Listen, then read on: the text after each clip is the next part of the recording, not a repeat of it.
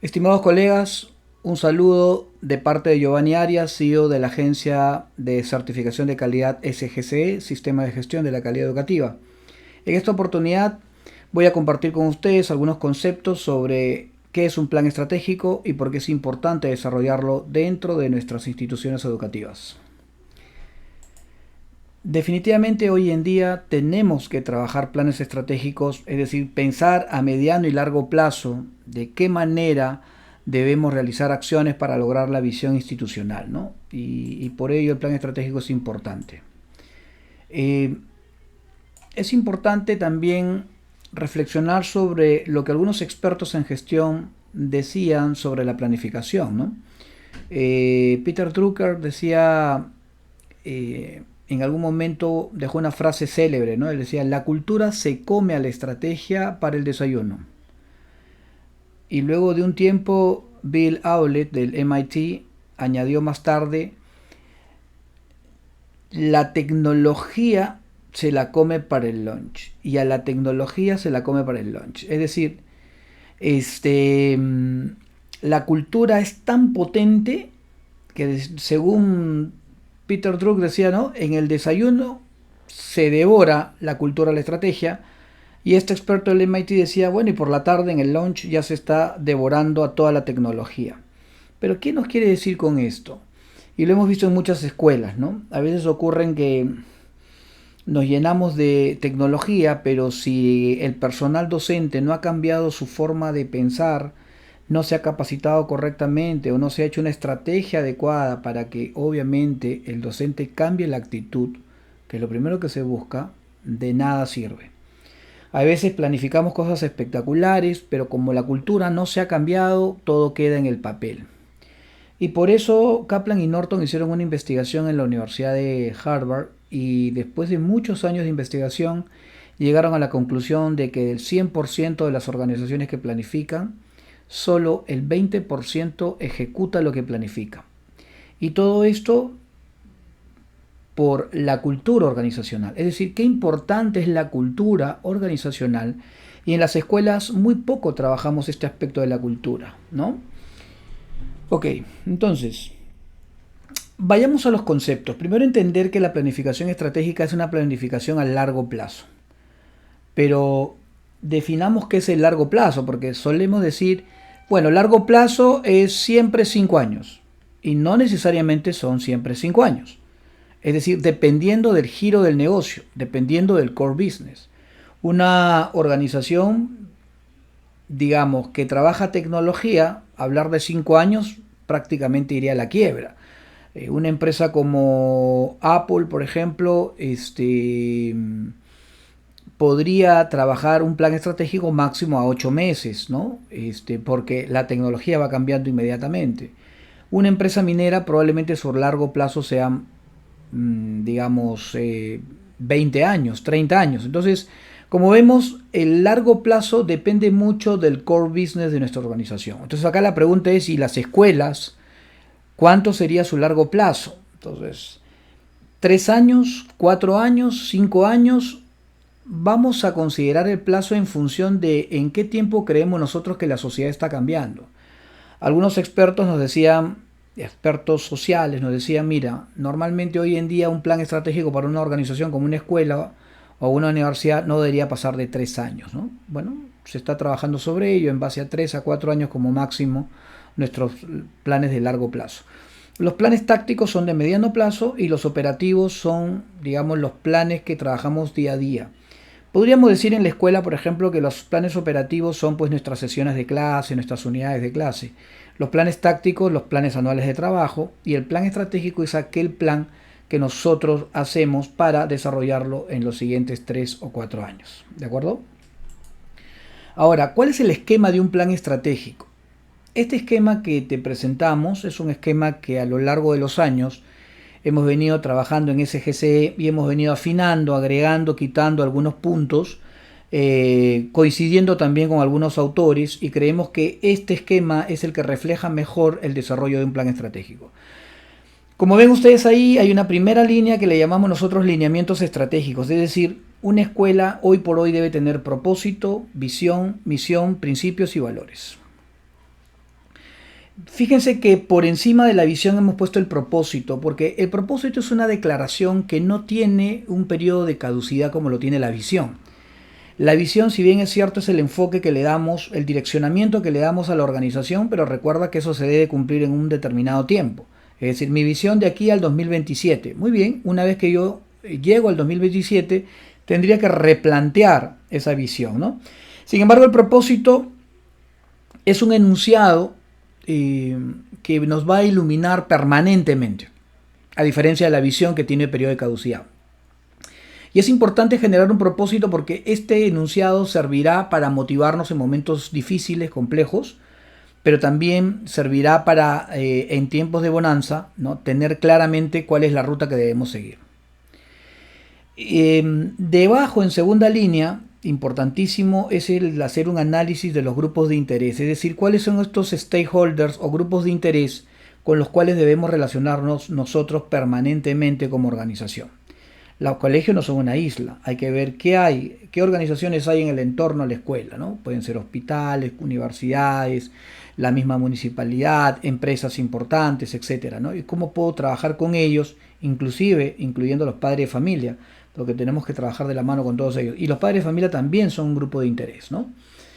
Entonces, luego vemos ahí, nos abrimos hacia los extremos y vemos que hay un análisis tanto externo como interno. Y para esto ya más adelante, en un capítulo más adelante, vamos a hacer todo un trabajo de cómo se hace un diagnóstico.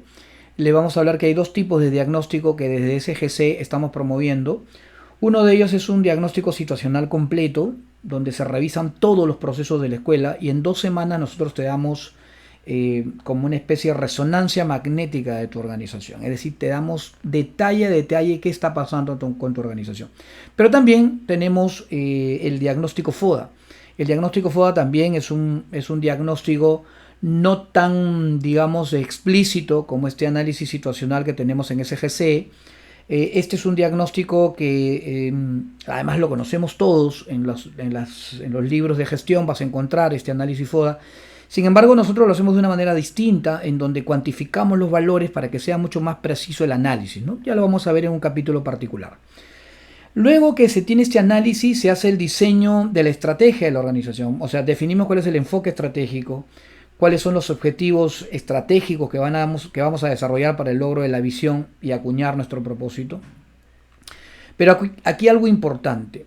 El plan estratégico no se lleva a cabo si es que no lo trabajamos con un tablero de control de mando, que en este caso estamos trabajando con el Balance Scorecard, ¿no? En donde vamos a trabajar el mapa estratégico, luego vamos a trabajar las perspectivas, ¿no? Cómo es que con estas perspectivas elaboramos el mapa estratégico y cómo aterrizamos esto en indicadores e iniciativas. Y finalmente la implementación, es decir, vamos a establecer quiénes son los responsables, cómo vamos a comunicar estas tareas, estas estrategias. Lo más importante, hay que hacerle un seguimiento y obviamente eso, si contamos con algún tipo de software, como es el caso de nosotros que tenemos un software que nos ayuda a sistematizar el control de los planes estratégicos, esto va a ser de mucha utilidad para que podamos, digamos, sacar adelante nuestro plan. ¿De acuerdo? Entonces este es el esquema que presentamos nosotros como parte del servicio de la certificación de calidad.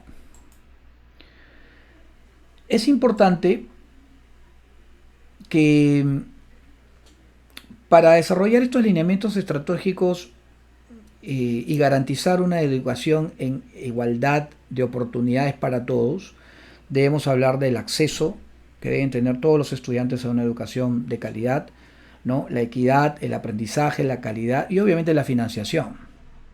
Y en esa línea hablábamos aquí de, cuando hablábamos de estos lineamientos, ¿te acuerdas que te decía yo del propósito? Aquí estoy tomando yo como ejemplo una de nuestras escuelas que además tenía algo importante en su visión, ¿no?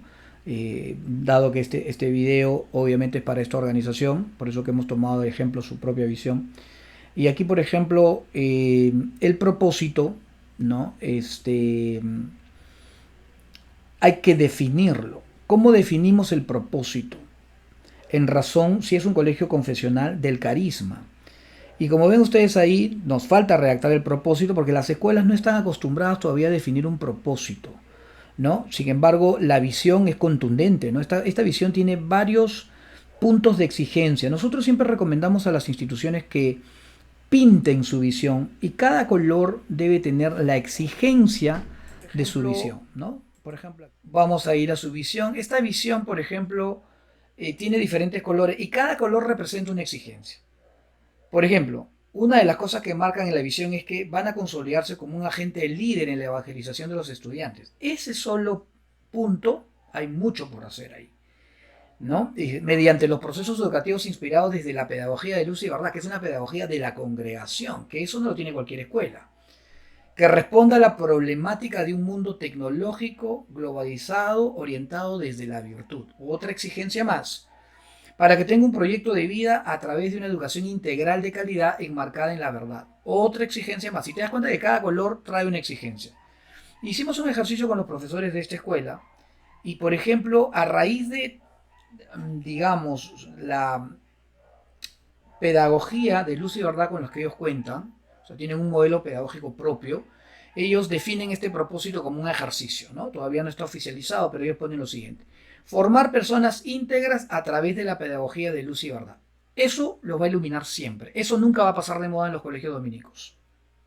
¿Se dan cuenta? Entonces el propósito es algo que no pasa de moda, que está permanentemente y que además ilumina en momentos difíciles. Tenemos que alinearnos a qué? A formar personas íntegras usando nuestra pedagogía de luz y verdad, ¿no? Cuando estamos en tiempos de bonanza, nunca perder el camino de decir vamos a seguir formando personas íntegras a través de la pedagogía de luz y verdad. Esa es la diferencia entre el propósito y la visión, ¿de acuerdo? Entonces, una vez definido el propósito y la visión, ¿no? Porque la misión definitivamente sabemos que es quién eres tú, quién soy yo. La misión tiene un punto crucial, es que define que el servicio lo vas a dar en función de quién eres tú. Eso es el que te va a delimitar a que tú no puedes hacer o no puedes dar un servicio fuera de esos principios declarados en la misión, ¿no? Te voy a poner un ejemplo puntual. En los 70, 80 se pensaba que se trabajaba sobre esta frase, ¿no? El cliente tiene la razón, ¿no? Muy setentera esa frase, ¿no? Hoy sabemos que ahí había una equivocación total y no es que el cliente siempre tenga la razón, ¿no? Y vamos a poner un ejemplo. Supongamos que viene un padre de familia a un colegio confesional católico y el padre de familia le pide al colegio que a su hijo lo formen, por ejemplo, con la filosofía adventista. Entonces, pero el cliente tiene la razón, es decir, si yo estoy exigiendo que le enseñen filosofía adventista en un colegio católico, ¿qué demarca ahí tu misión? ¿Quién eres tú? Soy un colegio confesional católico, por lo tanto no puedo enseñar filosofía adventista. O viceversa, ¿no? Imagínate que un padre de familia católico va a una escuela adventista y exija al colegio que le enseñen educación católica. No podría, ¿por qué? Porque la escuela en su misión declara que es un colegio adventista. Entonces, importante la misión porque delimita qué tipo de servicio puedes dar. ¿De acuerdo? Ese es el rol de la misión. ¿Quién eres tú? Es tu ADN, es tu número de DNI. Te identifica quién eres. Muy bien. Y luego hay que identificar a estos grupos de interés o stakeholders, ¿no es cierto? Como te decía hace un momento, es importante por estrategia saber con quiénes puedes contar, ¿no? Quiénes pueden ser tus aliados con los que puedes desarrollar algunos proyectos, algunas alianzas, etcétera. ¿De acuerdo? Ok. Entonces, los stakeholders obviamente tienen que tener una valoración y lo vamos a, de repente, a seleccionar por características, ¿no? Por ejemplo, grupos relevantes, grupos de interés referidos al Estado, grupos de interés referidos, por ejemplo, al ámbito académico, ¿no? Entonces tú los vas seleccionando y tú puedes hacer una valoración que puede tener tres niveles, A, B, C o 1, 2, 3, como quieras, en donde uno de ellos es el extremo importante y el otro es el extremo relativo. Por ejemplo, supongamos una UGEL. La UGEL puede ser un stakeholder nuestro, por supuesto. ¿Qué nivel de relación tiene la UGEL con nosotros si somos una escuela privada? Supongamos que le pongo tres niveles de valoración, donde A es la más importante, B más o menos importante y C poco importante. ¿Qué le pondríamos a una UGEL? Pienso yo que A. ¿Por qué? Porque la UGEL da los lineamientos con los cuales yo, como empresa privada, como escuela privada, me tengo que regir para dar el servicio educativo, ¿no es cierto? Por ejemplo, supongamos que yo hablo de las redes de salud. ¿no? Hospitales, postas médicas, clínicas. Bueno, le ponemos una B. Es bueno tener relaciones con ellas, pero no es tan importante porque yo me dedico a educación, ¿no? Pero siempre estar en contacto con ellos para pedir algunas charlas, hacer algunas campañas médicas, pero no se dan todo el tiempo. Entonces, ahí le pongo B. Y así, ¿no es cierto? C cuando menos relación tiene, y entonces eso voy valorando. ¿Y qué significa identificar a los stakeholders con A? Significa que yo debo estar atento a toda la conducta que tienen estos grupos de interés durante el año. Supongamos que yo tengo marcado a la UGEL como A en el año, yo tengo que saber cuándo es el aniversario de la fundación de la UGEL, quién es el director de la UGEL. Me dejo entender por qué, porque debo estar en contacto permanente con ellos, ya que serán parte, digamos, de las relaciones que yo necesito para sacar adelante mi servicio. Ese es el rol de los stakeholders, ¿de acuerdo? Ok.